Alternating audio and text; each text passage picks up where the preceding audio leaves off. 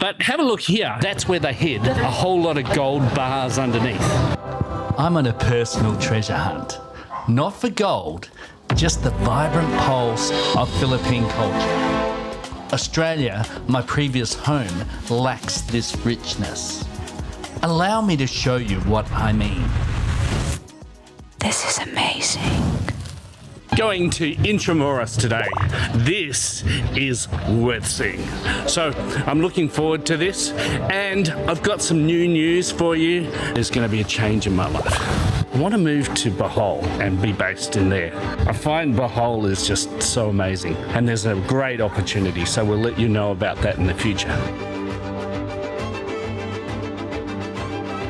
This area is the fish market. It is the shortcut for motorbikes less than 400 cc's.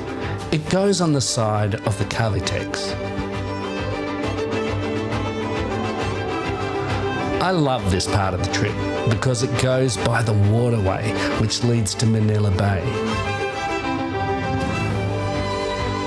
I'm glad this shortcut is here because my first trip took me 3 hours. It only takes an hour from here. I may have ended up on the Calitex. I am finally at Mola. I'm going to Intramuros via Grab. Look how the Filipinos spell Manila. Okay, I've arrived. This is the place. This spot resonates with the echoes of bygone eras.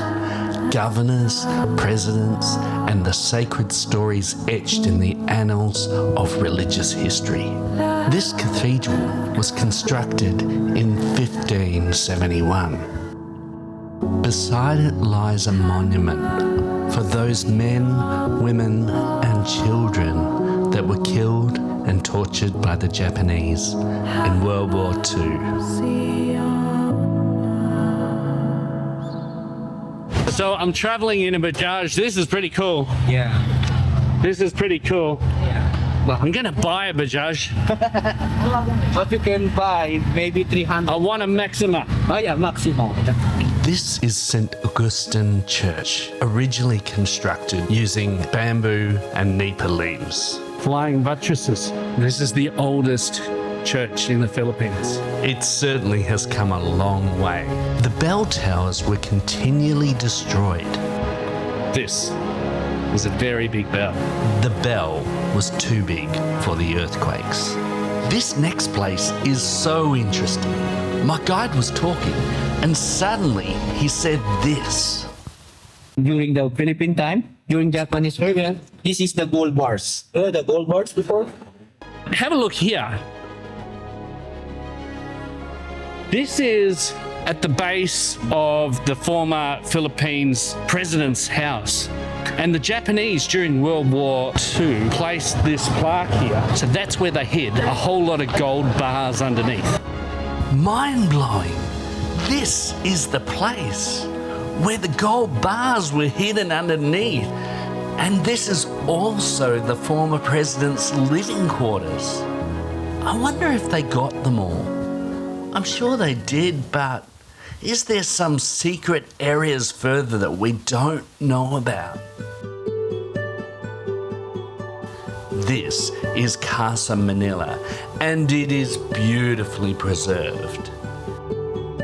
This part is a dungeon. I'm sure there is a story here, perhaps a treasure unknown. But there is so much more to Intramuros. It boasts a lively music culture, and the musicians of the Philippines are superb. Then there are these, the calesa, the traditional horse introduced by the Spanish. It's a real mixture of young and old here. Ancient and tooting traffic.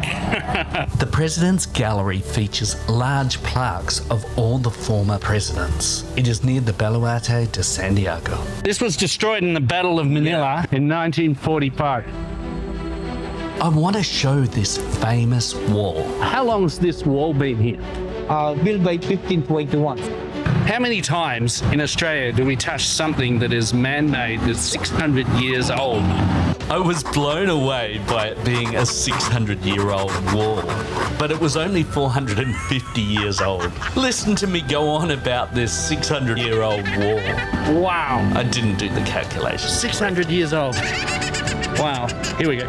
I now headed to the American-influenced area of Manila. So this is where Douglas MacArthur said, "I shall return." But apparently he never returned. So it's a bit of embarrassment to the Americans that he didn't return.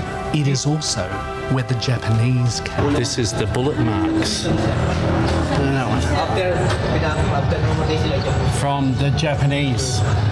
They tortured many Filipinos right here at this point. Look at this. They would stand about here, aim their guns and shoot. This is the former American base right here. There is so much history here. I'm standing on a 600-year-old wall, and that's the American base. We've gone from one set of history to history in our lifetime. So, see this? This is the former quarantine headquarters for all foreigners when they came after COVID. So this is quite historic, but also very, very familiar. So this is the COVID quarantine area. Heading to Fort Santiago, there's an unmistakable sense of depth and intrigue woven into its historical fabric. This is Fort Santiago. Hello. You can watch us. Sir, you can watch us later, or in a few minutes we will going to start our cultural show. I had no idea how rich this land is in culture, and I was about to get a taste.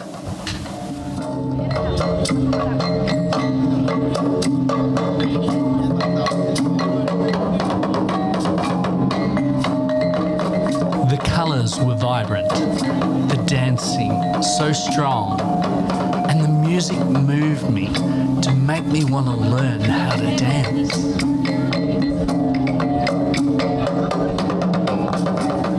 Some of these dancers were incredibly brave.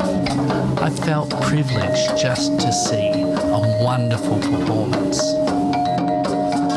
If I were to compare to Australia, I find that there is a richness in culture here that is rarely seen in Australia.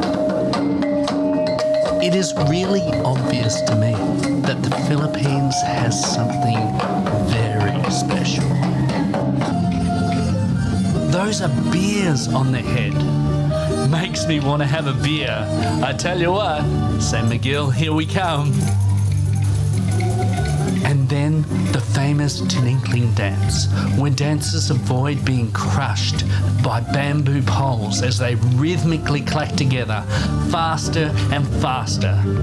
It takes a great deal of skill.